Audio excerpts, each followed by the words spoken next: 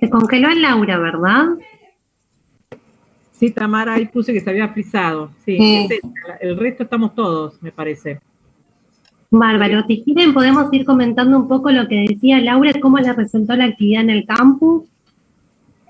A mí me resultó espectacular. Yo hace años mil que fui adolescente y fue volverme a encontrar, y cuando iba pensando, iba escribiendo, lo que más noté como gran cambio a lo largo del tiempo era que cuando yo era adolescente se veían como compartimentos estancos, ¿no? Una parte era lo físico y los cambios físicos, otra eran los cambios emocionales, otra eran los sociales. No, yo no lo viví como que era algo integrado que estaba en todas partes, era como cosas distintas que pasaban. Cuando pensé en todo eso me di cuenta de eso, pero cuando era chica no me di cuenta de eso. Ahora, de adulto, pensándolo. Y ahora que nos toca reflexionar sobre esa etapa que todos vivimos, también podemos encontrar diferencias y podemos encontrar similitudes con los adolescentes de ahora. ¿No? En nuestras épocas y en las épocas de ahora, ¿creen que hay muchas diferencias? Sí, totalmente, muchas diferencias. En las crianzas, en cómo los papás se comportaban antes, cómo se comportan ahora, y entonces todo eso lleva a consecuencia un distinto adolescente. Por lo menos yo, que soy como Ana, que vivimos una adolescencia más reprimida y bajo otros regímenes y tabúes. Creo que con mis hijos no fue así. Por suerte ellos pudieron ser como más libres, como prestarles atención a lo que pensaban, que creo que en mi caso, por lo menos, no era muy difícil poder charlar con mis papás y decirles lo que pensábamos. Me parece muy diferente la adolescencia ahora con la anterior. Me aporta un poco lo que es la brecha generacional entre los adultos y los jóvenes. Sí. A lo que corresponde por ahí los campos, ahí veo que viene Lau. Yo la admito. Ay, acá estoy de nuevo, perdón. Ahí está, Lau, ahí está. Acá estoy de nuevo, sí, de golpe se apagó, no sé qué le pasó. Cosas que estamos expuestos con la tecnología. Ahí las chicas estaban comentando más o menos siguiendo la pregunta que vos habías hecho, el tema de la adolescencia. Estábamos viendo también lo que habíamos hablado nosotras, que se acortó un poco lo que es la brecha generacional con los adultos y los jóvenes hoy en día. Cómo se con los cambios corporales, los cambios psicológicos, todo es muy diferente en época. Sí, totalmente. Bien, y en relación a esto que ustedes pensaron y que fue lo que compartimos en el foro y sobre lo que venimos debatiendo desde la semana pasada y hoy, la idea era ver si ustedes pudieron leer el texto que les subimos hoy, que es un texto muy cortito, son 2 carillas muy, muy breves, es la introducción al libro de Torralba. No sé si alguno tuvo oportunidad de leerlo. Les digo, lleva 15 minutos. Son las características del adolescente. Mencionaba esto también, ¿no? Que decía Tamara de la brecha generacional, ya lo dice sobre el final del capítulo, pero da características. Menciona que la adolescencia es una etapa que comienza después de la niñez y hasta más o menos los 19 años, que tiene un acelerado ritmo de crecimiento, que la maduración es físico y sexual. Bueno, nombra así características, ¿no? Yo punté algunas cuestiones y lo que me pareció interesante, más allá de todas las características, es donde habla del apoyo que se le debe dar y se debe tener en cuenta al adolescente por todas estas cuestiones donde toman decisiones a veces de riesgo y que siempre tiene que estar el apoyo de la familia, de la escuela, ¿no? Que la comunidad y el entorno también tienen mucho que ver. Y bueno, estas cuestiones, ¿no? Que hay que promover el desarrollo y hacer intervenciones adecuadas para evitar que los chicos pasen por situaciones complicadas, ¿no? Es un poco eso. Una introducción bastante sencilla. Sí, era un texto muy ameno, me pareció muy de rápida lectura, por eso la idea era que lo pudieran leer luego de haber escrito ustedes, sin haber leído nada, qué ideas tenían sobre la adolescencia, y luego, si este texto les aportó algún cambio de mirada, si les dio alguna información que pueda complementar lo que ustedes ya venían pensando. Así que me parece interesante esto que dice Marta en relación a la lectura que ella pudo hacer. Ahí Gabriela estaba levantando la mano. Sí. Sí, hubo algo que me gustó de esa lectura, es que en general está como implantado que el adolescente tiene que tener conflicto con el adulto. Uh-huh. Y no siempre es así, y está tan buena esa explicación, porque pero no a todos les pasa. A mí con mis hijos no me pasó que tuvimos crisis de rebeldía y demás, se vivió tranquila la adolescencia. Entonces es como que eso que, ay, te toca un adolescente, cuando sea adolescente, eso me parece que es como ya descartado. Eso me gustó mucho de la lectura. Claro, lo que dice el autor ahí, que yo coincido con Gabriela ahí, que dice que la adolescencia no es sinónimo de conflicto siempre, ¿no? Que no necesariamente tiene que ser sinónimo de conflicto, y que en general durante muchos años, hasta desde nuestros propios ámbitos de trabajo, se la vinculaba con el conflicto.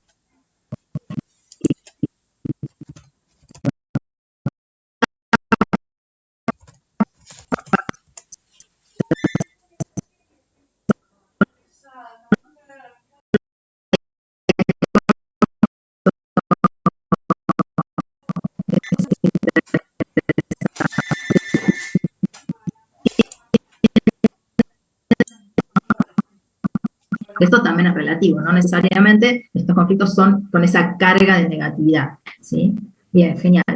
¿Alguien más que quiera hacer algún otro comentario en relación a lo que el texto le pudo aportar a esta idea previa que ustedes tenían?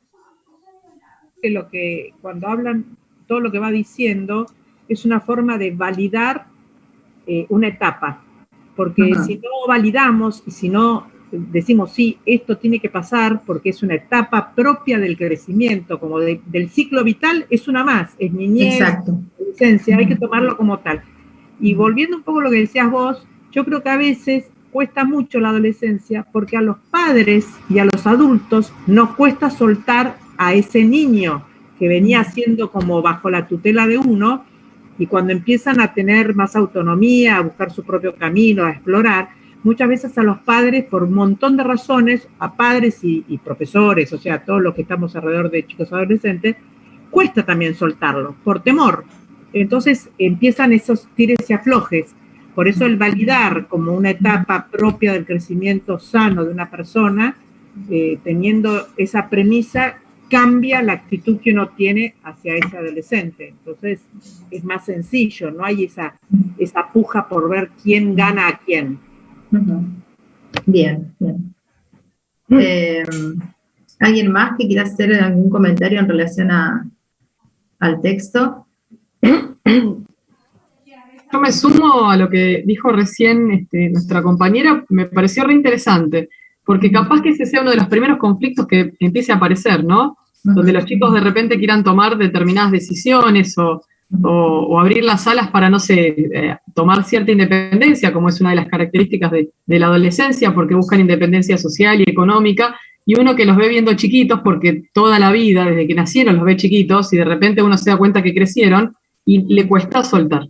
Entonces, en este costar soltar, ellos quieren romper el cascarón, y uno como que no los deja, ¿no? Entonces, ahí capaz que sea uno de los primeros conflictos que empiece a aparecer, digamos, en el seno de la familia, ¿no? Me gustó esto que dijo Ana, la verdad que me pareció muy interesante. Sí. También pienso yo que sumado a eso puede estar ¿cómo se llama? El contexto, los compañeros. Los compañeros se van solos del colegio. ¿Por qué vos me venís a buscar, no?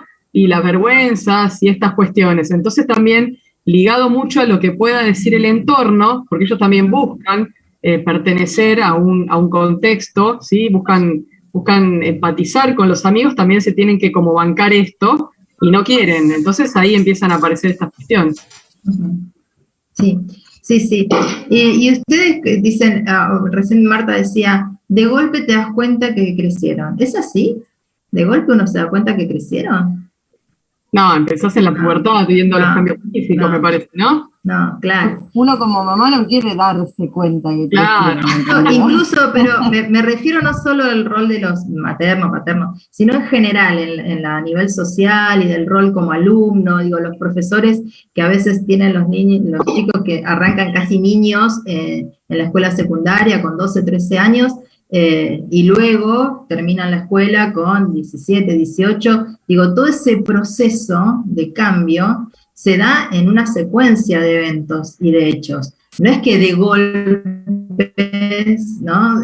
Se hacen grandes. No lo digo solo por lo que uno pueda pensar desde el rol paterno, sino a nivel social y a nivel escolar y educativo, también aparece esto en el libro que vamos a ir compartiendo también, que es el del cerebro en la escuela, el cerebro adolescente en la escuela, está más dirigido a docentes y habla un poco de las experiencias de los docentes, y en algún momento hablan de esto, ¿no? Los recibimos como casi saliendo de la niñez y de la infancia, y hay todo un proceso que lleva un tiempo, y que no es que es algo tan abrupto, ¿no? Esto también es interesante de pensar. Y otra de las cosas que también, bueno, es como para reflexionar, es, la autora habla de un cambio acelerado, dice, ¿no? De cambios acelerados, de cambios que se dan de manera acelerada. Y en ese punto, ¿ustedes coinciden con esto de que se da en forma acelerada en esta etapa, más acelerada que en otras, dice, ¿no? Como que es una de las etapas en donde los cambios se dan de manera más vertiginosa y más acelerada que en otras. ¿Coinciden con esto de que se da de manera más acelerada que en otras etapas? Buenas tardes. Sí, perdón. Silvina, sí. Silvia. Silvia, perdón, Silvia, sí.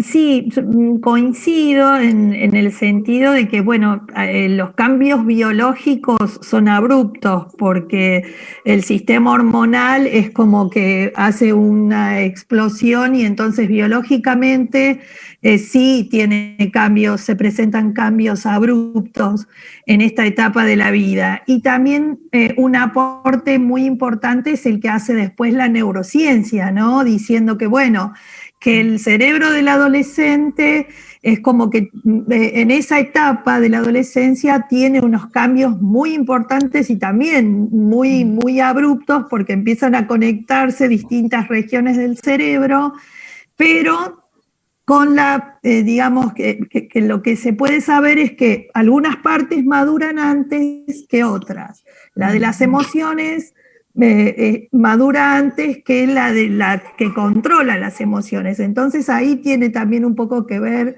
esta, digamos, predisposición al riesgo que tiene esa etapa, y para los adultos eso se presenta como un problema, porque al tener adolescentes arriesgados a que pueden tener conductas de riesgo, por el entorno que los condiciona también, ¿no? Por el ambiente.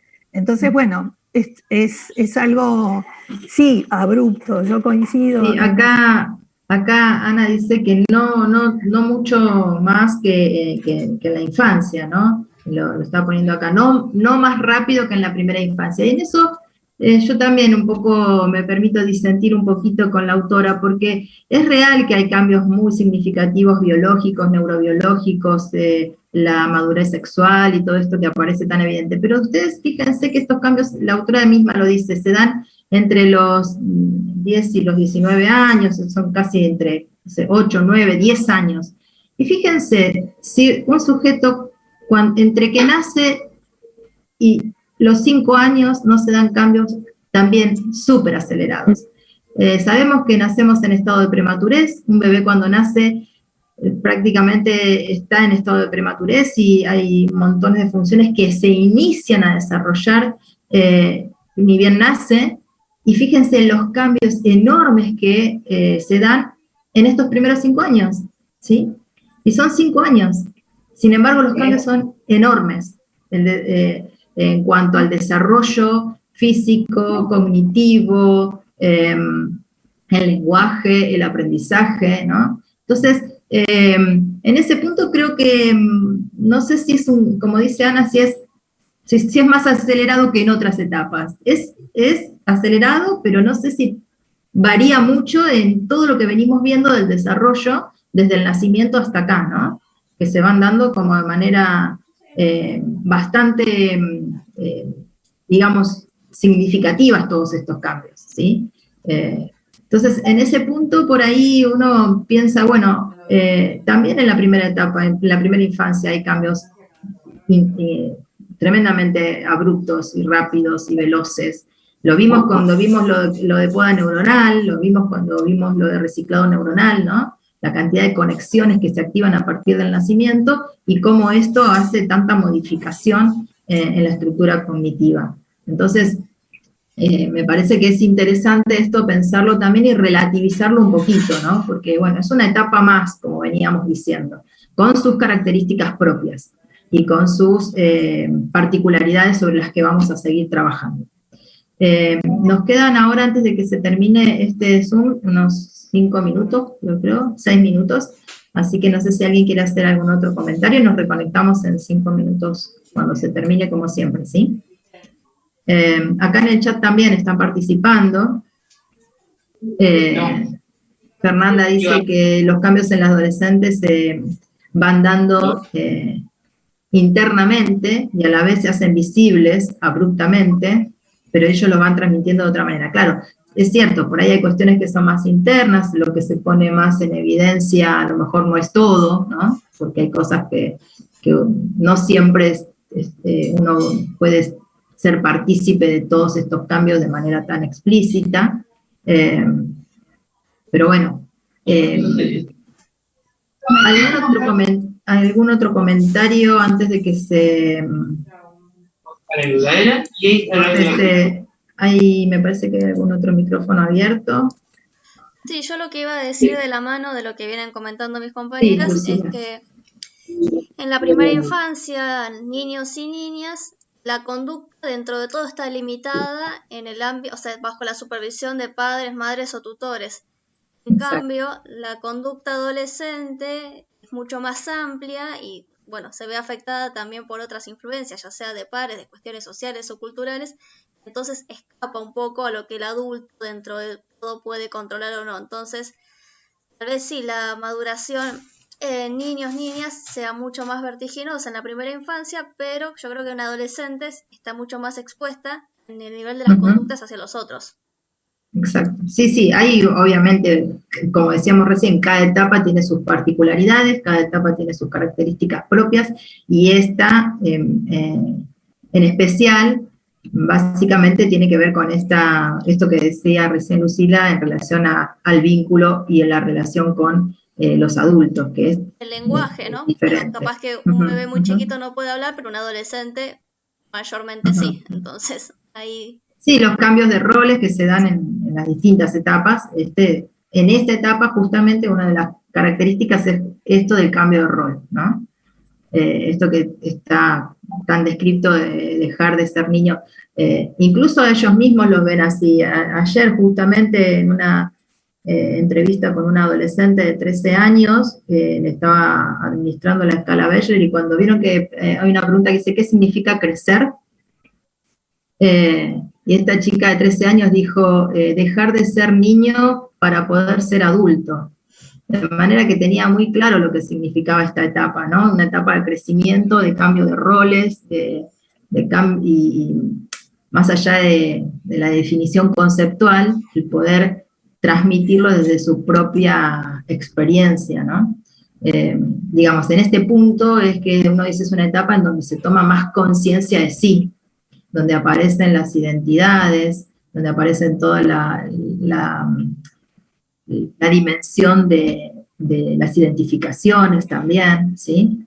En ese punto creo que una de las características sería esta también, ¿no? Tomar más conciencia de sí en este tránsito y en esta transición de la que hablaron mucho ustedes y de la que hablan los autores, ¿no? Como una etapa de transición, lo definen, entre un estadio y otro estadio, ¿no? Y justamente ahí también aparecía, ahora lo vamos a retomar, dos cuestiones que tenían que ver con el cambio de roles y lo que tiene que ver con las tomas de decisiones, ¿no? Que empiezan a aparecer en esta etapa. Y una pregunta que les dejo ahí flotando es, ¿cuándo creen ustedes que es el momento en el que los sujetos en general en desarrollo empezamos a ejercitar esto de la toma de decisiones? Esta capacidad, esta habilidad, ¿cuándo se empieza a ejercitar, a motivar, a proponer? ¿En qué momento creen ustedes? ¿No? Lo dejo ahí como para pensarlo. Porque esta es una en la que se pone especial énfasis, ¿no? Es una etapa en donde la toma de decisiones es una de las habilidades que se espera que en esta etapa se alcance. Se construye. Claro, son desde que son chiquititos, desde una pavada de que un chico le dice, de postre hay fruta y yogur. Bueno, ¿qué querés? ¿Fruta o yogur? Los dos no. Bueno, eso es una toma de decisión muy sonsa, muy concreta, que un chiquito de 2 años lo puede hacer, y que sabe que si elige un programa, el otro no. Si elige un juguete en la juguetería, no va a poder llevar todos. Se va construyendo desde que son muy chiquititos. Esto no es que de golpe hay que tomar decisiones. Y en la medida que eso se exploró, se trabajó y se validó, la importancia, y bueno, es clave. Para mí, desde que son chiquititos hay que ir haciendo ese tipo de elecciones y de qué preferís hacer. Si vas a lo de tu abuela, no vas a poder ir a la casa del vecino de al lado. Si vas a este cumpleaños, no puedes ir a este otro porque es el mismo horario, elegí cuál querés. Obviamente, de acuerdo a la edad, se va eligiendo, pero esto se construye desde el vamos, para mí. Bien, y son aprendizajes que se dan en forma autónoma, no, por lo que dice Ana, tienen que ir acompañadas, ¿no? Son aprendizajes que se dan bajo la tutela y la supervisión de los adultos, ¿sí?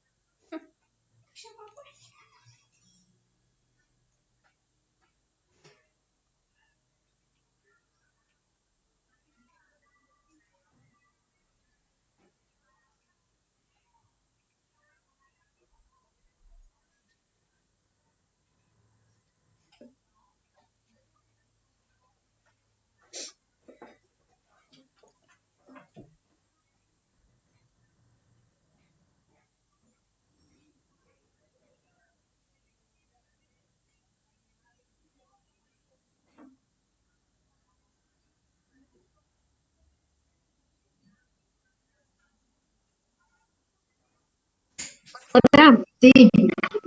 Con la toma de decisiones, quizás en esta etapa, yo creo, ¿no? Lo personal es como que quedan más expuestos, o que atraviesan esta edad tampoco que el padre esté tan encima, entonces es como que lo tienen que ir elaborando y a veces no les es fácil. Tal cual. Bueno, eso es clave, la seguridad personal para poder tomar decisiones, ¿no? Seguramente esto ustedes lo deben ver también en la materia orientación vocacional, que es donde las decisiones son como el eje, ¿no? Porque de esas decisiones muchas veces dependen del proyecto de vida. Entonces, en ese punto, como dice Liliana, son decisiones más trascendentales, si uno lo quiere poner en esos términos, ¿no? Pero la pregunta iba en relación a qué tan ejercitado tienen los adolescentes esta capacidad o esta habilidad de toma de decisiones. En algunos casos, como dice Ana, puede ser que estén un poquito más entrenados porque se los habilitó tempranamente a tomar decisiones, acompañadas, pudiendo hacer una reflexión sobre esas decisiones, ¿sí? Que no siempre se ha dado así, o sea, no sé si en todos nuestros contextos encontramos estas posibilidades, ¿no? De entrenar o de acompañar, de enseñar, porque las tomas de decisiones es algo que se enseña, así como lo dijo Ana, se enseña en términos de, qué significa tomar una decisión, qué implicancias tiene, y se puede empezar a enseñar desde muy tempranamente, pero no todos los contextos son facilitadores para el entrenamiento de la toma de decisiones, ¿sí? Y está muy atravesada por las cuestiones psicodinámicas, vinculares y familiares, ¿no? Bien. Bueno, si les parece, yo voy a compartir un Power con un resumen de todo lo que estamos hablando para empezar también a articularlo como teóricamente con lo que ya venimos viendo. Ustedes vieron que tienen muchísima información sobre esta etapa inicial por las experiencias que tenemos como papás, como dijimos la otra vez, como educadores, y necesitamos que toda esta información que ya manejamos y que ya tenemos tenga como trabajando a lo largo de la cursada, ¿sí? Entonces todo esto que ya manejamos y que ya lo hemos aprendido, lo que nosotros llamamos conocimientos previos, ¿sí? Que son los que nos van a facilitar poder llegar a construir quizás algún conocimiento más novedoso o que nos aporte en nuestra formación profesional, ¿sí? Lo que les voy a compartir básicamente es una especie como de síntesis de lo que venimos charlando, porque nos interesaba también que pudiéramos pensar cómo esto se articula con lo que tiene que ver con los aprendizajes, ¿sí? Entonces, básicamente acá tenemos los ejes sobre los cuales vamos a ir trabajando, que esto va a ser lo que vamos a ir teniendo a lo largo de la cursada. Ustedes me van interrumpiendo, me van preguntando como siempre, ¿sí? En este sentido, entonces vamos a ver que a lo largo de la cursada vamos a hablar de todos estos conceptos, que es esta revisión que estamos haciendo conceptual en relación a qué es la adolescencia, y básicamente qué es el aprendizaje en la adolescencia, ¿sí? Porque la adolescencia, como venimos viendo, es una temática extremadamente amplia, y una de las cosas más difíciles es poder acotarla y poder llevarla al plano que nos interesa en esta cursada, que es el aprendizaje, ¿sí? Lau, perdón que te interrumpa. En el chat las chicas están pidiendo si pueden grabar la clase, si se puede grabar la clase. Sí, lo grabamos, no hay problema, pero la verdad es que es un repaso, chicos, no es que esto va a ser nada que no puedan ustedes encontrar, como decimos siempre. A ver, voy a salir para poder.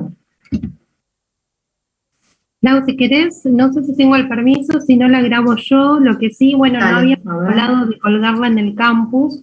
No. Pero... No. Mirá que vamos a... Sí, ya sabemos cómo es esta situación, ya lo hemos pasado, digamos. Lo que estamos haciendo hoy no les va a aportar nada nuevo ni distinto de lo que ustedes van a encontrar en el textito de carilla y media, 2 carillas que leyeron, ¿sí? Pero no hay problema en que lo grabemos y después ustedes lo vayan teniendo. Recuerden que la intención es que puedan ir a los textos, siempre hablamos, el diálogo no es solo entre nosotros, sino es justamente todo lo contrario, es más con los autores el diálogo que tenemos que armar, ¿sí? Y siempre decimos que lo que presentamos es una síntesis, ¿sí? Bien. Bueno, entonces, Lo que vimos es que lo que estuvimos conversando básicamente, que tiene que ver con la participación de ustedes en el foro y que aparecieron, esto fue muy compartido por casi todos, que se trata a la adolescencia de lo que muchos llamaron estadio, etapa, fase, periodo, ¿sí? Todos situamos esto como casi sinónimos en relación a este momento de transición entre la niñez y la adultez. En esto hemos estado casi todos de acuerdo. Me pueden interrumpir, como decíamos recién, podemos seguir conversando, pero la idea es que esto sea como una guía que nos ayude a organizar las ideas de las que venimos hablando. También coincidieron muchos en pensar esta etapa atravesada por cambios. Y muchos de los cambios que ustedes nombraron son cambios físicos, cognitivos, sociales, emocionales, ¿sí? En este punto es de esto de lo que veníamos hablando, de estas características, y que además de estos cambios, otra de las características de esta etapa, muchos hablaron de la vulnerabilidad, que es de lo que veníamos conversando recién, esta etapa que definen como de vulnerabilidad por las cuestiones propias de quizás exponer conductas de riesgo, esta exposición a riesgo que los sitúa como una etapa de mayor vulnerabilidad. Como decíamos hace un momento, una vulnerabilidad propia de esta etapa, pero también la primera etapa, la primera infancia tiene una gran carga de vulnerabilidad en el desarrollo, ¿sí? Digamos que cada una de estas etapas tiene un alto grado de vulnerabilidad. Vamos a analizar cuáles son las particularidades en esta etapa justamente, ¿no? También hablaron de duelo, esto que también se conversó hace un momento, dejar de ser, esto que decía Ana, ¿no? Bueno, soltar, dejar de ser, permitir que algo se transite hacia otro momento. Algunos lo definieron como un momento de adolecer, que también esto se relativizó en la charla de hoy, ¿no? No sé si coinciden, pero un poquito se relativizó, no siempre se adolece en esta etapa, ¿no?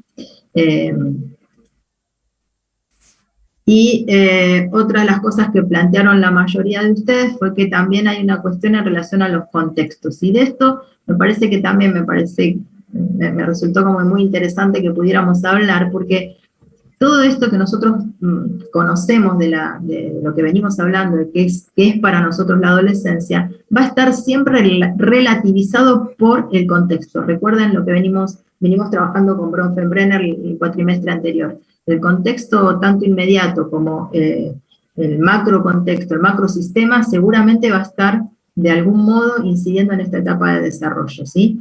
Y una de las cosas que me pareció interesante es que muchos hablaron del contexto en relación al momento histórico. Entonces, también apareció ahí en los relatos de ustedes que esta etapa de la adolescencia varía mucho según el momento histórico. Algunos hacían referencia a su propia adolescencia y cómo era transitar la adolescencia en otra época histórica, en otro momento cultural, en otro momento digamos, hasta incluso de historicidad del país, ¿sí? Y de lo que puede llegar a ser hoy, no solamente en el contexto inmediato, sino en el macro contexto, en todo este movimiento que uno puede verlo en el macro contexto histórico, ¿sí? De lo que por ahí Bronfenbrenner llamaba cronosistema, ¿sí? Entonces,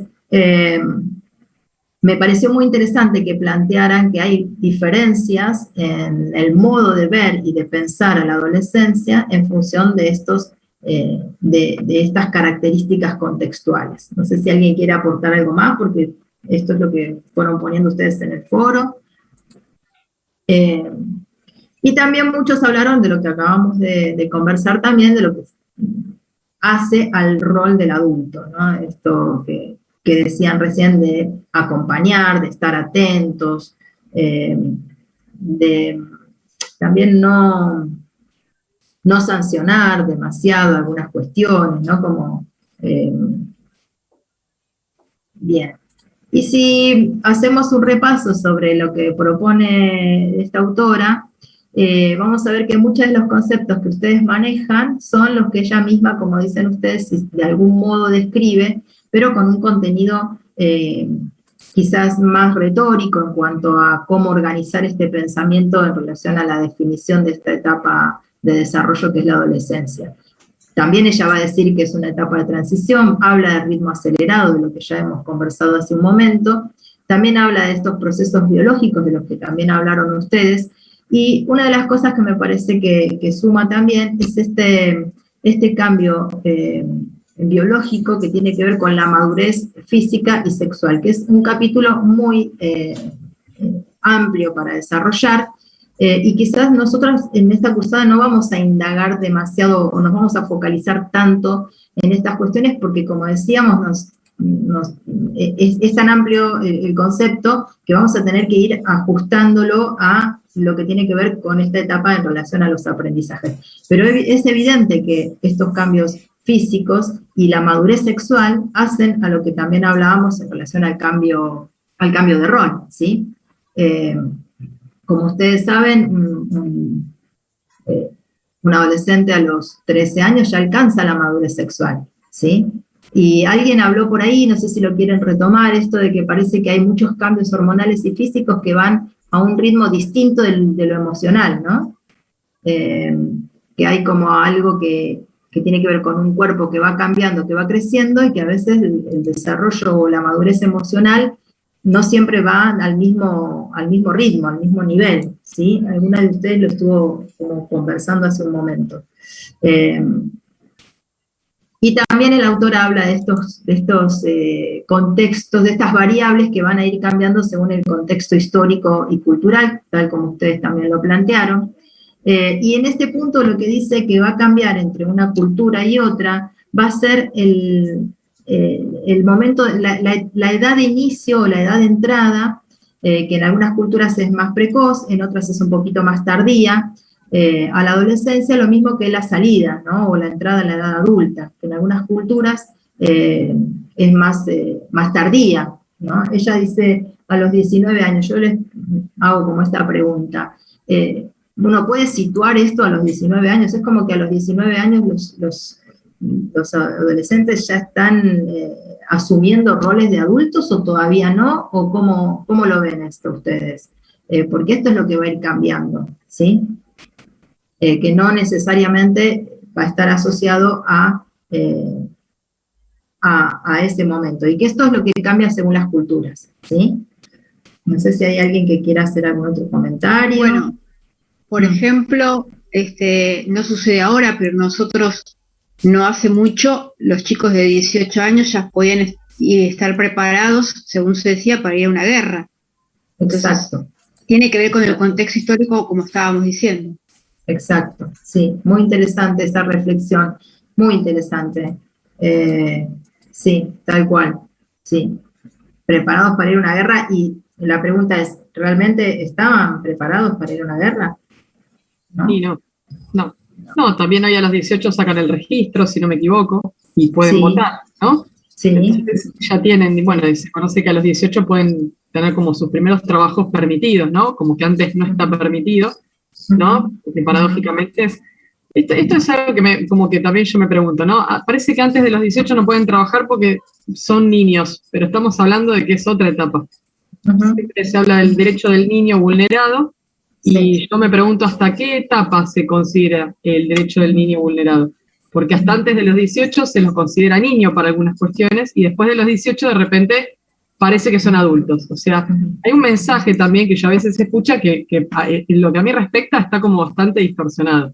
Nosotros acá venimos leyendo las etapas de la adolescencia que, digamos, comienzan a los 10 años, dejando la niñez atrás, el paso de la pubertad y los crecimientos físicos y demás, pero después para conseguir un trabajo tienen que ser mayores de 18 porque antes son niños. Marta, y nosotros venimos hablando de otra cosa. Con permiso de los padres, en algunos trabajos se puede empezar a trabajar a los 16. Ah, mira. Yo empecé a los 16, por eso lo digo. Ah, mira, bueno, está bueno saberlo. Se ve que en algunos por ejemplo, McDonald's, ese es un clásico.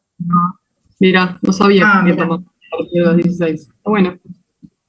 Sí, bueno, también en esto que dice Marta, articula con cuestiones jurídicas, ¿no? Y de mercado laboral también, ¿no?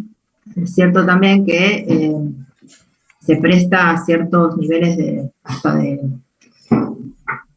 no sé si utilizar la palabra abuso, pero sí me parece que la cuestión laboral hay que tenerla en cuenta, porque esto de el primer trabajo, ¿no? Prepararse para el primer trabajo, que muchas veces es el trabajo menor remunerado, por ejemplo, ¿no? El que está peor remunerado, porque es el primer trabajo, el de la experiencia, es el que se exige más que es el que da, ¿no?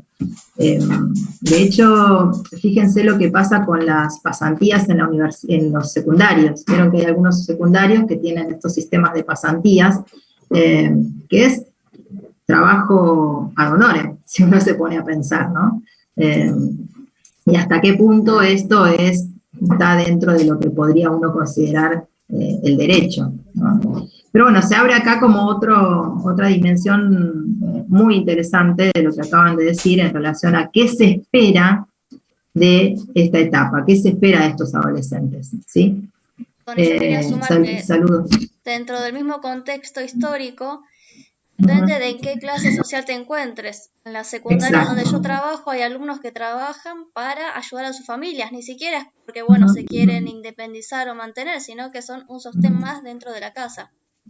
Exacto, sí, tal cual. Por eso hablábamos de los contextos. Nosotros nos toca el que tenemos en nuestro país y es muy heterogéneo, y esto es, como decían recién, bastante determinante. Yo me quedé pensando en si están preparados para la guerra a los 18 y pensemos que hay lugares en el mundo donde los niños van a la guerra y manejan armas a los 12 años, 10 años, ¿no?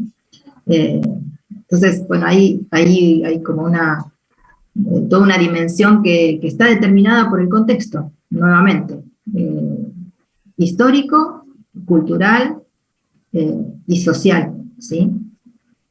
Bien. Laura, acá en un momento, cuando fueron a la guerra de Malvinas, los chicos de 18, que uno era mayor a los 21, podían ir a la guerra, pero por ejemplo no se podían casar. Claro, era una cosa como ridícula. Sí. Podían dejar que los maten, pero no podían... Claro, porque no se podían emancipar, es verdad, después. Claro. Sí, salvo que sea con el permiso de los padres, es cierto. Sí, tal cual. Pero bueno, vuelvo con lo mismo, ¿no? Esto de una cuestión es lo que aparece como propuesta, digo, ¿estaban preparados? ¿Podían? Bueno, esto es algo que queda ahí para la reflexión. Sí, pero me parece muy, muy interesante esto que están planteando porque, bueno, relativiza mucho de los conceptos de los que venimos trabajando, porque estamos diciendo que es una etapa de cambios, una etapa de modificaciones, y mientras se están dando estos cambios, se exigen cuestiones que uno supone que deberían estar como en proceso aún, ¿no? Entonces, esto que dicen, bueno, preparados para el mercado laboral, ¿están preparados? En realidad están en proceso de elaboración y de desarrollo aún. Entonces no podemos pensar si están aptos para la inserción en el mercado laboral.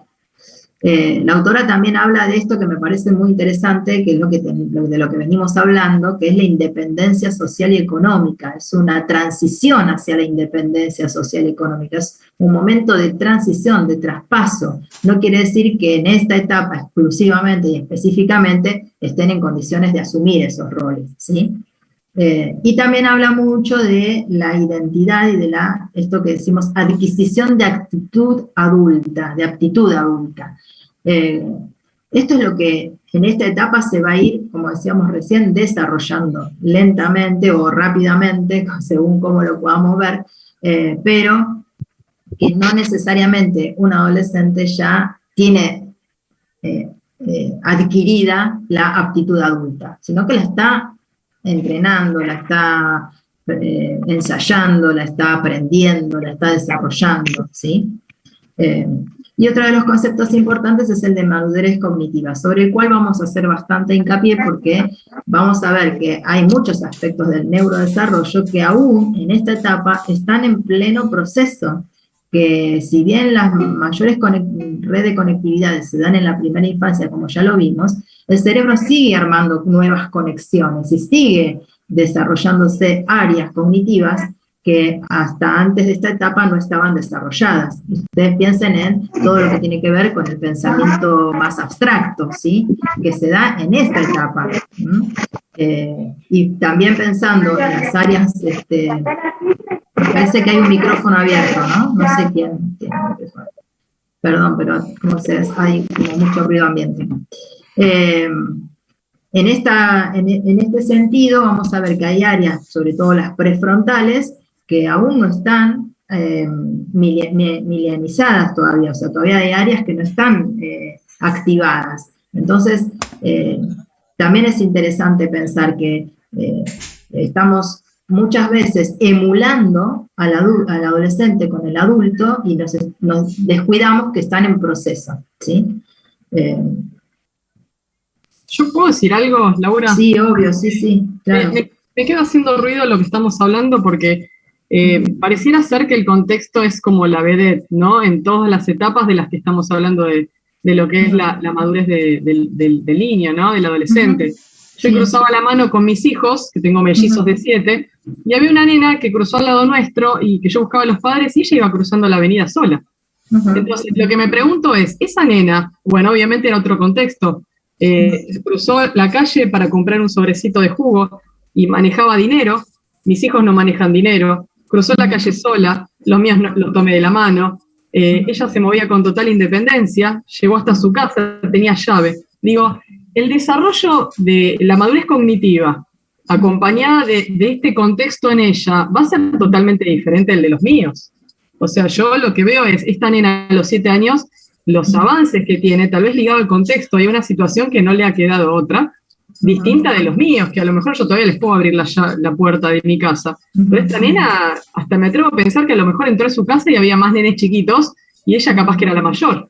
Entonces digo, en su contexto, la madurez cognitiva de esta nena, ¿cómo va a ser con el pasaje de los años en comparación con los míos o con otros? ¿No? Digo, estas áreas prefrontales que vos mencionás, con el contexto de esta nena, ¿van a madurar mucho más rápido que la de los míos? Seguramente, sí, bueno, seguramente. Vieron que cuando vimos todo lo que Dehaene plantea en relación al reciclado neuronal, que él lo dice tan claramente, que esto es ambiente dependiente, que si hay estímulos, el cerebro conecta y arma redes. Y entonces seguramente se van a desarrollar áreas corticales porque están estimuladas por el ambiente.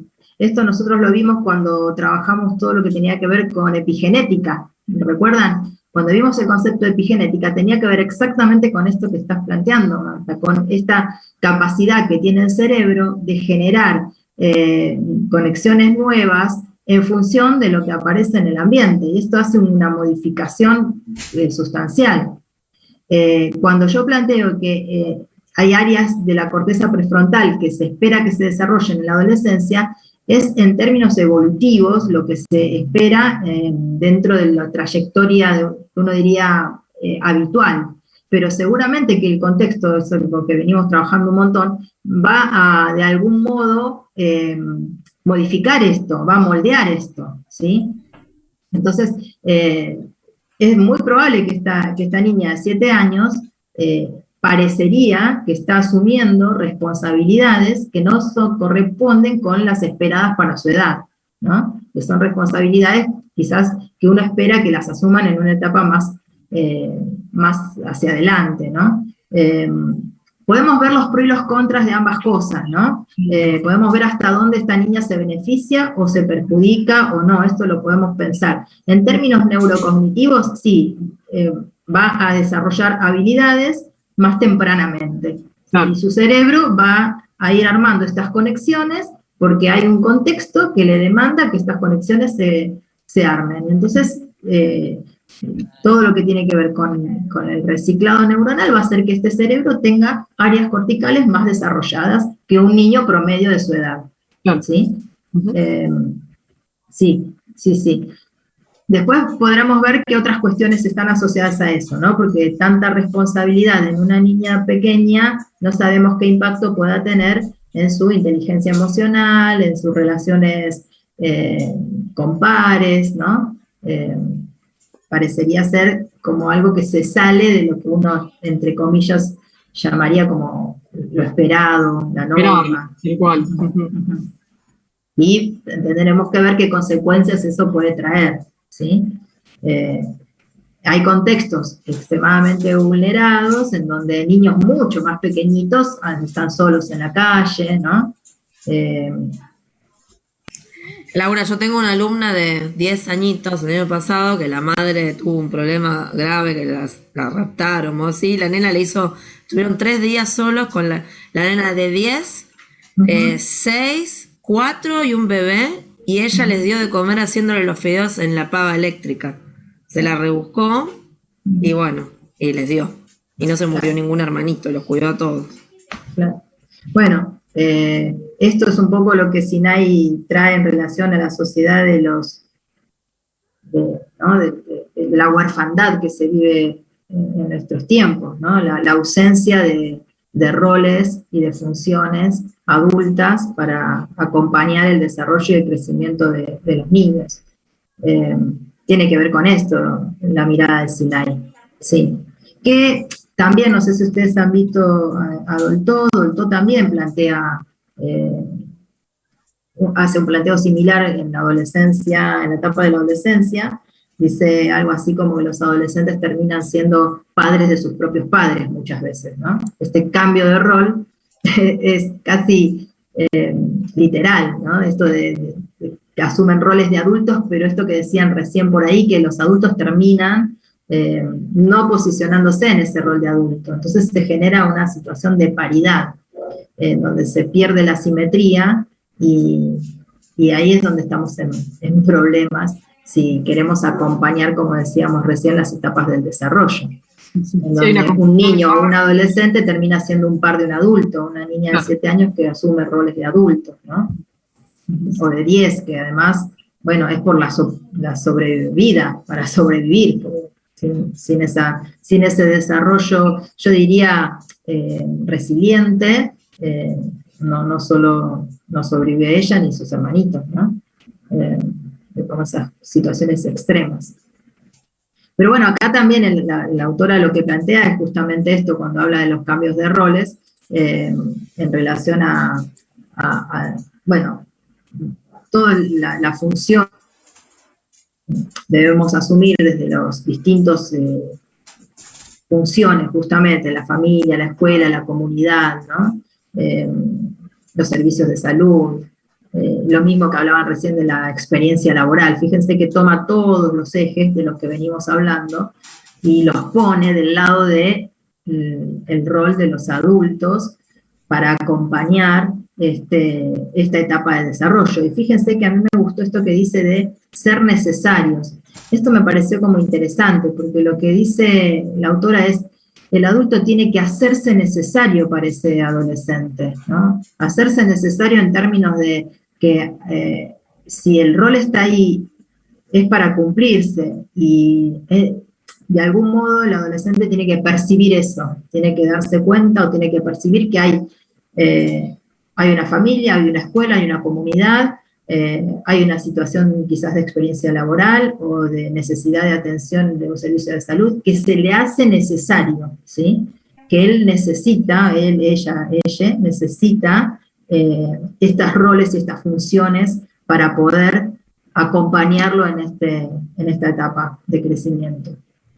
Me pareció como interesante esto. Sí. Quería agregar, Laura, lo que yo veo y noto es que cuando se desdibuja el rol del adulto, y cuando digo adulto hablo de escuela, comunidad, etcétera, etcétera, cuando se desdibuja ese rol de adulto es donde empiezan estas crisis y estos cambios. Porque un adolescente justamente, y un niño más todavía, lo que necesita es ver un referente, un norte. No es lo mismo tener un padre que tener un amigo. El padre, estamos hablando de cosas sanas, ¿no? Por supuesto va a haber de todo. Pero el rol de un padre, de un adulto, es un norte, es un espejo, es una pared donde yo puedo chocar y volver a caer, pero yo tengo un límite. Cuando se desdibuja el adulto, para mí es cuando se empieza a desdibujar también el adolescente, cuando empieza a hacer cosas que no corresponden porque le falta crecer, porque esto es un proceso y es ahí donde se complica. Yo noto eso, que se desdibuja porque está mal visto ser padre, porque se visten de la misma forma, porque hablan igual, porque tienen las mismas salidas. ¿Qué sé yo? Que se encuentre un padre y un hijo en un mismo boliche, para mí es un disparate. Es como está desdibujado el lugar que cada uno tiene. Claro, bueno, ahí es cuando los que perdemos el norte somos los adultos, ¿no? Los adultos perdemos el norte, este rol de adulto, de hacernos necesarios para el adolescente, se desvanece, como dice Ana, se desdibuja, desaparece. Entonces ahí estamos en problemas, ¿no? Sí, tal cual. Creo que... Profesora, a mí, Liliana soy, a mí me ha pasado cuando estaba en grado, me pasó como maestra, que muchas veces tenía reunión de padres, y había padres que me decían, estoy hablando de primer y segundo grado, y me decían, yo no sé qué hacer, no sé qué hacer, no sé cómo ponerle límites. Y me acuerdo que yo a veces les decía, cuando tenía confianza, les decía, si no saben ahora, si no pueden ahora, imagínense en que gracias a Dios esa criatura va a crecer. ¿Cómo van a hacer si no pueden hoy, con 6, 7 años? Creo que lo que se desdibujó es esto, que el adulto piensa que poner límites está mal visto, creo que a veces. Entonces, al no haber límites, yo creo que el límite es amor. Me parece que creo que a veces hay como cierta dificultad para comprender y para asumir esos roles, y que a veces no pasa solo por la decisión, sino que a veces hay hasta estructuralmente fallas en las funciones paternas y maternas, ¿no? Que estructuralmente hay como ciertas fallas por las cuales fracasa esa asunción del rol. Y es tal cual, como vos le decís, eso tiene que ver con la función paterna, materna, y si esto no está cuando un niño nace, o no está no está como, esto, bueno, por ahí más desde el psicoanálisis uno habla de deseo, ¿no? Que por ahí es como otra lectura, pero desde el psicoanálisis está explicado desde ahí, desde el deseo. Entonces, si esto no está, es muy difícil la constitución subjetiva de ese niño, niña o niña, ¿no? Por eso es importante pensar que el rol de adulto no son, los padres son digamos, fundamentales, pero digo, también está la escuela, también está la comunidad, también están los servicios de salud, ¿sí? Que son ámbitos de alerta en donde justamente hay que estar atentos a estos escenarios en donde se percibe que hay fallas en esta constitución de roles, y que entonces, bueno, parte de nuestra función ahí es justamente esta alerta. Y una de las cosas que creo que pone en jaque justamente esto es a la escuela, básicamente, en esta etapa, y al contexto educativo, porque es donde siempre se visualizan muchas de las conflictivas que están en las comunidades, en los hogares, ¿no? La escuela es el ámbito en donde se manifiestan. Basta con ver cómo dos niños o niñas se vinculan, juegan, comparten, para ver cómo han aprendido esto que decía Ana de la toma de decisiones, ¿no?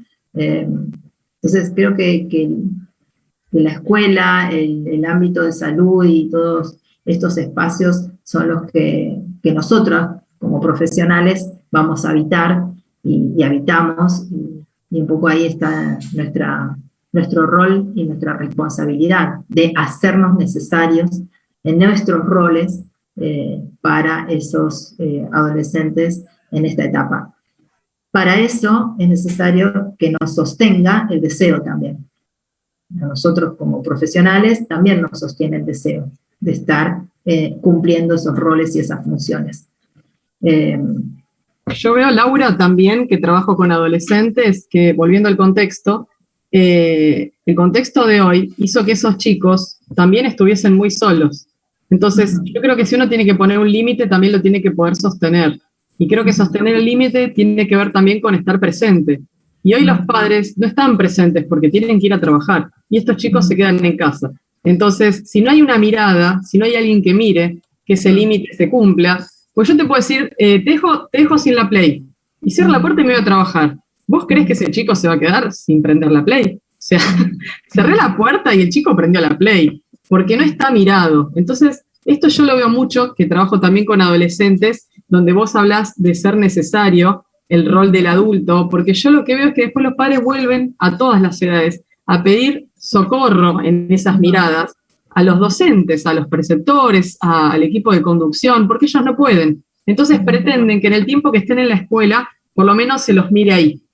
Eso es lo que yo veo, y esperan ellos una palabra de aliento, algo que les dé la posibilidad de que todavía lo pueden hacer. Pero es muy difícil porque el contexto cambió para los adultos, para los adolescentes, para todos.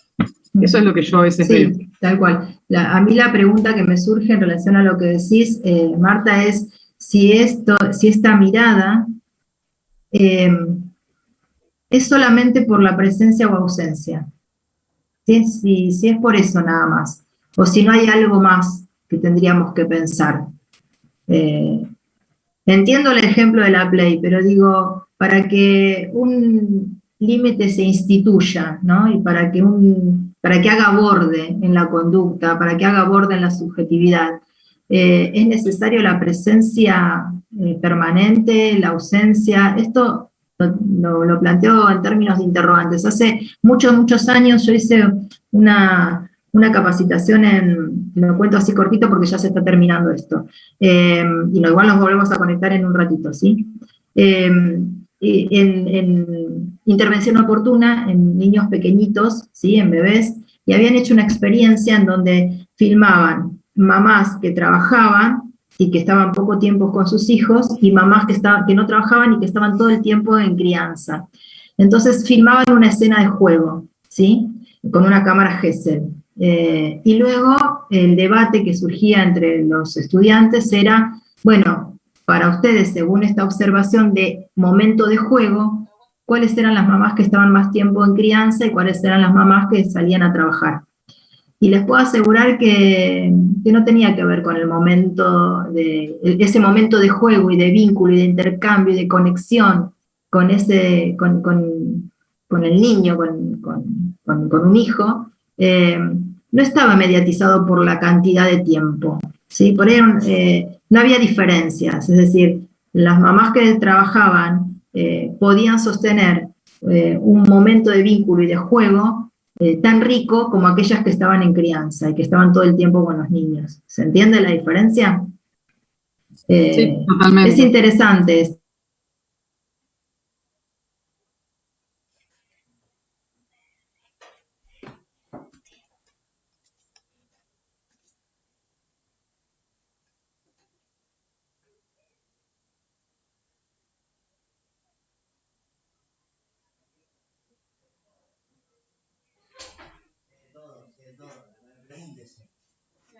Me pregunte sobre los agujeros negros de Stephen Hawking. Ve que no saben lo que es.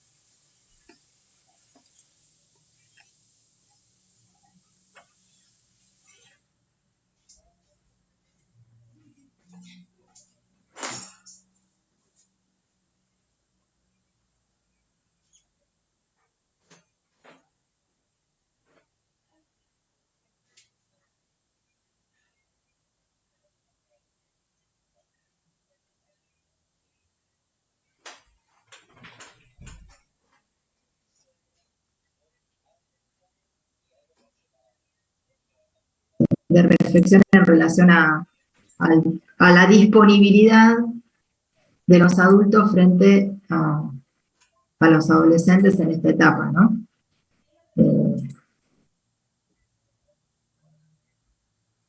Bueno. Entonces, un poquito como para seguir en esta última partecita que nos queda de clase, unos minutitos antes vamos a conversar también acerca del próximo trabajo que les vamos a pedir y cómo vamos a seguir, ¿sí? Pero antes de eso, rapidito, no quiero demorar mucho más. Vamos a Recording seguir in progress. con la presentación.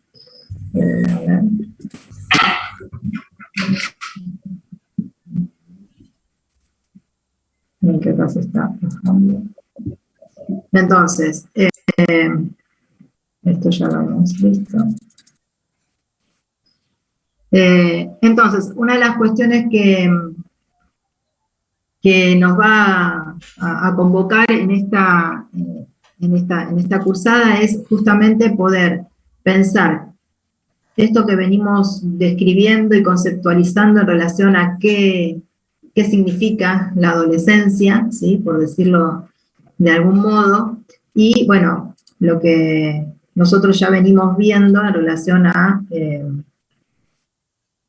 el aprendizaje, ¿sí? Que esto es algo que ya lo veníamos desarrollando en el cuatrimestre pasado, ¿sí? Entonces, en función de esto, bueno, la pregunta que aparece acá es ¿qué entendemos por aprendizaje? ¿Quién se anima a tirar una definición, concepto, idea que hemos trabajado en el cuatrimestre pasado y que seguramente lo deben haber trabajado en otras materias también, ¿no? ¿Alguien se anima a...?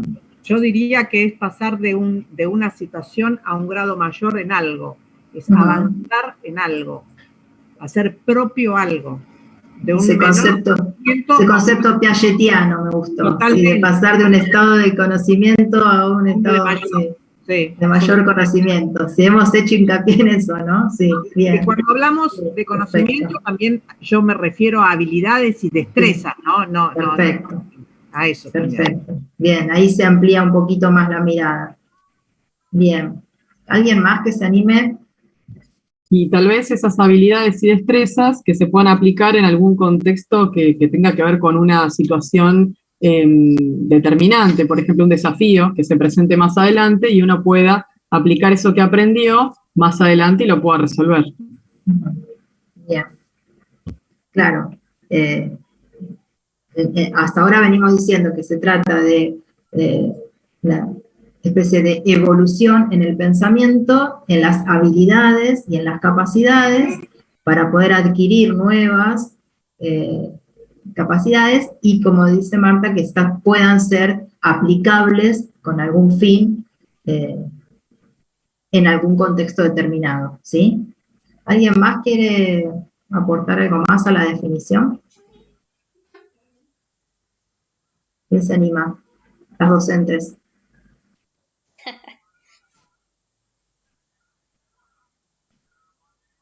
Bien, hablamos mucho también de aprendizaje en términos, como decían recién, de proceso, ¿no? Como decían también recién, de proceso de adquisición, ¿sí? Entonces, también dijimos muchas veces que se trata de un proceso complejo, ¿no?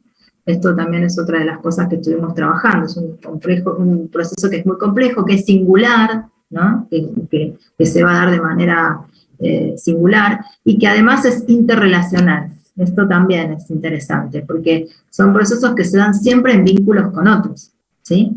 Son cambios que se dan en vínculos con otros. Y que cada sujeto, como decimos siempre, va a constituir estos aprendizajes, como decían recién, utilizando estas herramientas cognitivas, utilizando estas hipótesis y conocimientos previos y sus experiencias, en esta inserción, como decían recién, en este contexto sociocultural, histórico, ¿sí? Desde un estilo singular, cultural, de poder pensar y aprender. Como para ampliar un poquitito más el concepto, también vamos a decir que el proceso de aprendizaje es altamente dinámico, o sea, esto también lo hemos trabajado bastante en relación al aprendizaje como procesos dinámicos que van a ir ampliando cada vez más y sobre todo van a ir aportando mayor capacidad cognitiva, ¿no? Como las habilidades cognitivas van a ir evolucionando en esta misma dinámica, ¿sí? Y que por eso tiene que ver con estas transformaciones. Ay, perdón que hay un micrófono abierto, no sé quién tiene. Gracias. Entonces, bueno, estas transformaciones que se van a dar en el objeto de conocimiento y en la persona que aprende. Y me pareció como interesante esto que también hemos hablado en algún momento, que cuando se plantean las dificultades, no es que no hay un no aprender, siempre hay situación de aprendizaje, muy difícilmente que no la haya. El problema es cómo se da ese aprendizaje. Entonces, en eso es en lo que nos vamos a concentrar, ¿sí? Bien. Y desde la perspectiva neurocognitiva, un repasito sobre algunas cosas que venimos viendo, que también vamos a repasar y vamos a volver a mencionar en esta etapa específicamente, que tiene que ver con esta línea a la que vamos a ir presentando como vinculada a estos estudios y estos avances científicos en relación al sistema cognitivo en función de los cambios que se van a ir dando a lo largo del desarrollo, ¿sí? Y que sabemos que es una ciencia, como decimos siempre, que de algún modo da cuenta del funcionamiento neuroanatómico y de las que se ponen en evidencia en la conducta, ¿no? Entonces, bueno, cada una de las funciones, como decimos siempre, sigue como una secuencia de desarrollo, ¿sí? Y que esto va a ir acompañando la madurez del sistema nervioso central, y que obviamente están centradas en regiones frontales del cerebro, en toda la corteza, en realidad, y que tienen que ver con las funciones cognitivas superiores, ¿sí? Bien. Ahora, ¿qué pasa con todo esto en esta etapa? Es lo que vamos a seguir desarrollando, y si volvemos a pensar en el aprendizaje, a ver quién se anima a decir cuáles eran estas habilidades cognitivas de las que hablamos, que son los que de algún modo facilitan este proceso de adquisición de conocimientos. ¿Cuáles eran las habilidades cognitivas sobre las que trabajamos? Memoria, lenguaje, ¿puede ser? Memoria, la atención. Memoria, lenguaje, atención. Percepción. Percepción. Bien. Perfecto. Funciones ejecutivas, resolución, motivación, ¿no? Bien. Memoria es la primera que aparece por lo general, porque siempre se asocia el aprendizaje con la memoria, porque es el aprendizaje lo que permite esto de el almacenamiento de información, la evocación, ¿no? Las habilidades visoperceptivas, las funciones ejecutivas que permiten la planificación, poder plantear metas y objetivos y planificar una respuesta, los procesos atencionales, las habilidades espaciales, la coordinación motora, ¿sí? Estas son las habilidades más cognitivas. Luego la motivación, como decían recién, está más vinculada a áreas más emocionales, ¿no? Que también son necesarias. Entonces, bueno, como decimos siempre, esto es un proceso dinámico, continuo, ¿sí? Bien, y hasta acá llegamos con un poco el repaso que quería compartir con ustedes de estos conceptos, porque la idea es cómo estas cuestiones se van a dar en esta etapa específica de la cual hemos hablado el día de hoy, sobre las cuales vamos a seguir trabajando. Bueno, ¿cómo estamos? ¿Bien? Bien, bien. Sí, sí. ¿Dudas? Bien, genial. Bueno, ustedes saben que a mí me gusta mucho esta dinámica de ida y vuelta, por eso insisto en las clases, en las clases sincrónicas. ¿Profesora? Sí, quería Liliana. hacer una consulta. ¿Cuándo pusieron el texto? Porque yo hoy no entré, pero no sabía Hoy. que había... Esta Claro. mañana. Ah, está bien, porque yo como me voy muy temprano a trabajar y realmente no lo había visto. Básicamente la estrategia que usamos con Tamara fue, bueno, primero abramos un foro para que cada uno ponga lo que sabe sobre este tema, ¿no? Qué conceptos, qué definición, cómo puede de algún modo dar su idea en relación a qué es la adolescencia, desde sus conocimientos previos, de sus experiencias, que fue lo que hicieron y que nos pareció muy, muy, muy rico y muy interesante. La verdad que les estamos agradecidas porque la participación fue muy amplia y estamos súper agradecidas a eso, porque de eso se trata, ¿no? De que, como siempre decimos, el aprendizaje colaborativo y que la información circule.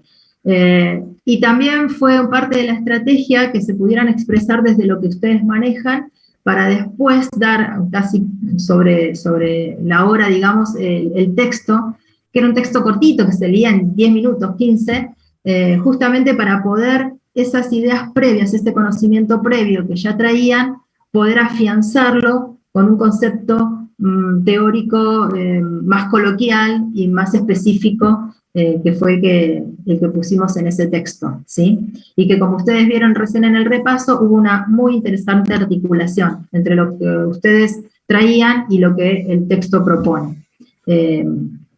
Con algún aporte, un poquitito más de hilar un poquito más fino con algunas cositas, ¿no? Como la idea es eso, hilar un poquito más fino, llevarlo a un terreno más conceptual, lo más conceptual que podamos, ¿sí? Así que bueno, la estrategia fue esa y me parece que funcionó, yo la verdad es que se los agradezco. Y bueno, y ahora les vamos a proponer otro trabajito. Tami ahí estuvo diseñando y armando. ¿Quieres contarles, Tami? Sí, por supuesto, Lau. Y lo que queremos saber, que ustedes nos digan si hay alguien que no tiene grupos, si ya formaron los grupos, cómo vienen con ese tema. Exacto. Hasta ahora nos llegó un grupo que nos mandó Bárbara, no sé si... Acá Lucho dice que está sin grupos, a ver quién, por ahí podemos sumarlo en algún grupo en este momento. No, Noelia, por ahí fue la actividad de hoy, querer hacerlo sobre el día, pero no siempre nos vamos a manejar de esta manera. Lau, recibimos solo un grupo, ¿no? Uno solo, sí, un solo grupo que es el que mandó Bárbara. Profe, le enviamos la conformación del grupo por mensajería interna, cualquiera de las dos. Sí, por mensajería, por mail. ¿Tenían que ser 4, profe? Tengo esa duda porque me confundo con otras materias. Dijimos entre 4 y 6, no menos de 4, no más de 6, en lo posible. Siempre somos flexibles, pero en lo posible. Vamos a trabajar menos de 4 y no más de 6. Con los grupos. Por eso es importante que, bueno, ya lo vayan definiendo, ya los tengan definidos.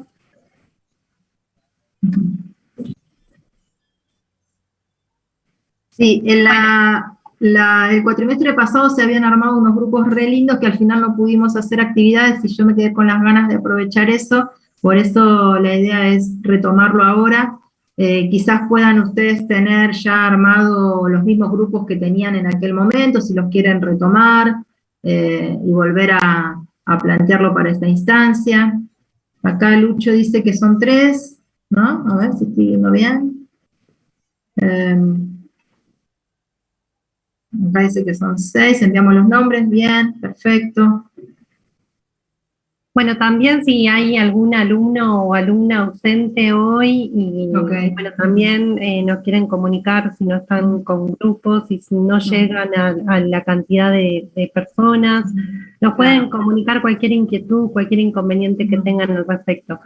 Nosotros mañana vamos a subir al campus una actividad, les vamos anticipando ahora, pero la consigna formal va a estar mañana en el campus, así que no la van a encontrar en este momento, ¿sí? Esto recién es para una puesta en común el 9 de septiembre, ¿no, Lauri? Sí, 9 de septiembre, exacto. Les vamos a dar una consigna que ahora se las vamos a anticipar, y la van a encontrar en el aula a partir de mañana, y la idea es que hagamos una puesta en común de lo trabajado en los grupos el día 9.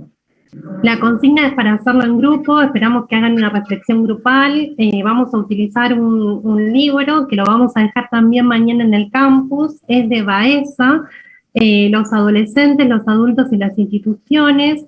La autora en el texto, en uno de los capítulos, si el capítulo no me equivoco, se llamaba ¿No será que se aproximan nuevas premisas paradigmáticas?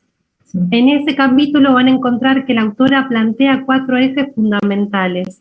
Lo que le vamos a proponer es que cada grupo elija uno de esos 4 ejes y que lo articulen con la teoría y con un artículo periodístico, puede ser, de la actualidad, que tenga relación con lo que menciona en el texto, con lo que se menciona en uno de esos 4 ejes. ¿Sí?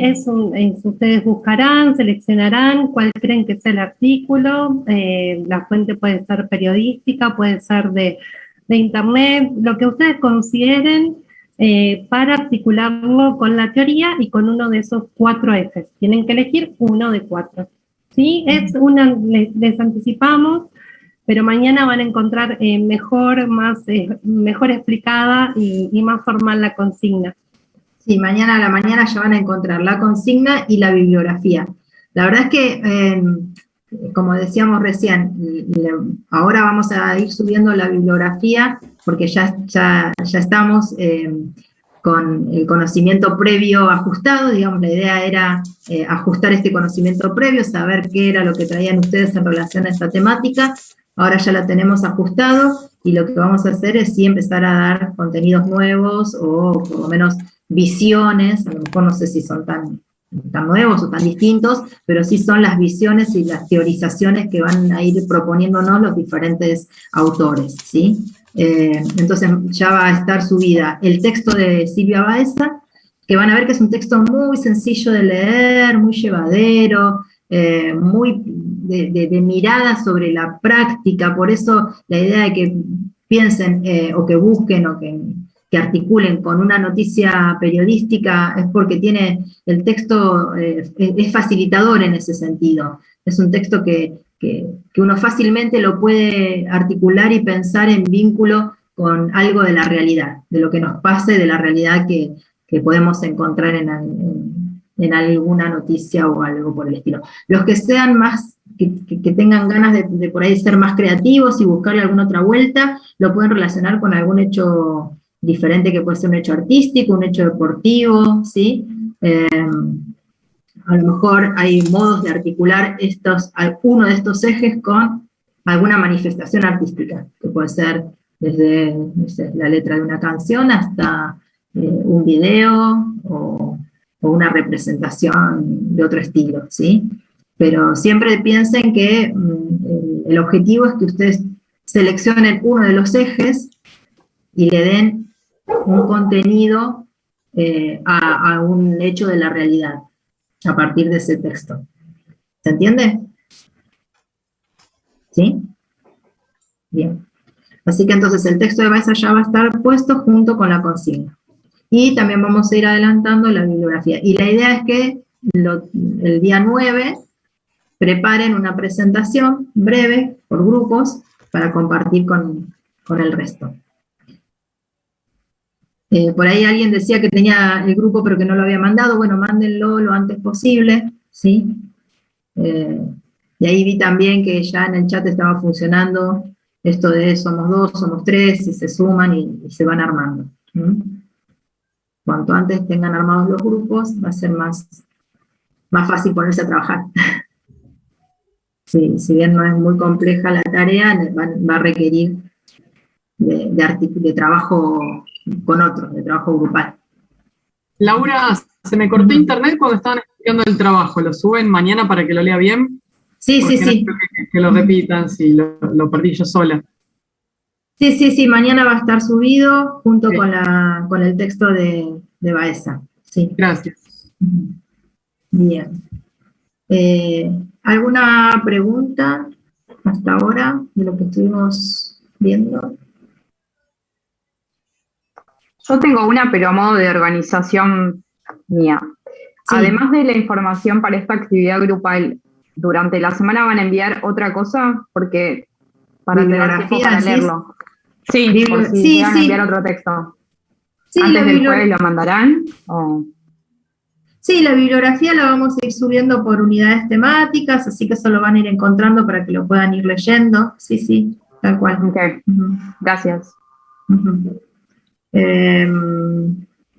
Bueno, y otra cosa que les queríamos contar es que en las instancias evaluatorias, como ustedes saben, es muy importante la participación en estos espacios, ya sea el foro, el trabajo grupal, y también va a haber alguna instancia de producción individual, así que les vamos a pedir alguno de los trabajos que sean individuales, ¿sí? La verdad es que la experiencia del cuatrimestre pasado a mí me dejó con muchas dudas respecto a si un parcial es una forma de dar cuenta del aprendizaje o del conocimiento alcanzado, y la verdad es que me entró a dar como muchas dudas. Me parece que la manera de poder mostrar lo que uno aprende es trabajando y es produciendo, y por eso es que estamos con Tami acá dándole como otra dinámica al modo de la evaluación y a la presentación de la cátedra. Porque la verdad es que me pareció que si bien los parciales obligó a la lectura, me parece que cuando uno, además de obligarse a leer, tiene que producir y articular con teoría, ahí el aprendizaje es un poco más eficaz o eficiente. Y además también tenemos esta posibilidad de estos encuentros para, a medida que van haciendo las lecturas, podamos ir, digamos, de algún modo, viendo las dudas que genera el texto, las inquietudes, si se lee el texto y no se entiende, o si hay cuestiones que necesitan algún tipo de explicación extra. Siempre piensen que nuestro rol como docentes es de mediadores, vuelvo a decirlo. Nosotras mediamos entre los autores y ustedes, y aprendemos junto con ustedes. Así que el diálogo es más con los autores que con nosotras. Bien.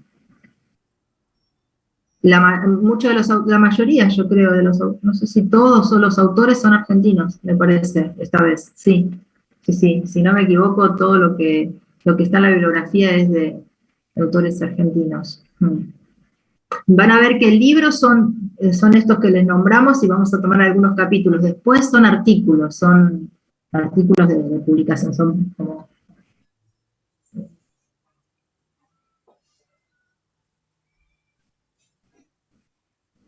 Bien. ¿Alguna duda, algo más que quieran preguntar? Acá están diciendo que mandaron, ¿no? Sí, que ya mandaron por mensajería los grupos, muy bien.